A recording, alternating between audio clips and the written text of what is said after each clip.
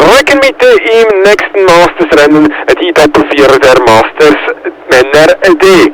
Männer D, das ist der Durchschnittsalter bei 50 Jahren. Wir haben 3 Boote, die hier gegeneinander antreten. Lugano, eine Renngemeinschaft Standstaat Thun und eine Renngemeinschaft Stäfa Küsnacht. Bei Streckenhälfte, da haben wir die glasklare Führung für Lugano. Marco Piganti, Sergei Sokolov, Roberto Bevalicchia und Marco Gravina haben da das Rennen für sich im Moment.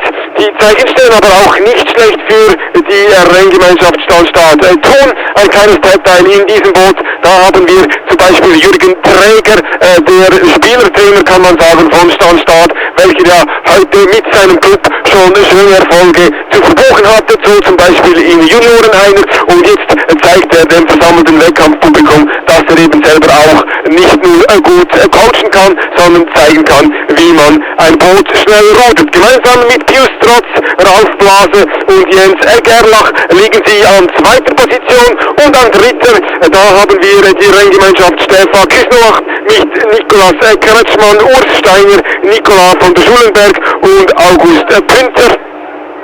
Und an dem Line-Up hier wird sich wohl noch weniges ändern können. Es bleiben rund 100 Meter zu fahren, und die Boote, die liegen jeweils mit einer ganzen Bootslänge auseinander. Die Renngemeinschaft Standstaat Thun probiert zwar, sie drücken nach vorne, aber der Endspurt kommt etwas spät, so dass die Luganesi sich wohl über die Linie retten können, obwohl man muss sagen, eine imposante Schlussspurt, eine imposante Anhebung der Bootsgeschwindigkeit, da hat die Renngemeinschaft noch viel Boden gut gemacht, aber eben die Luganesi konnten sich vorher über die Linie retten und haben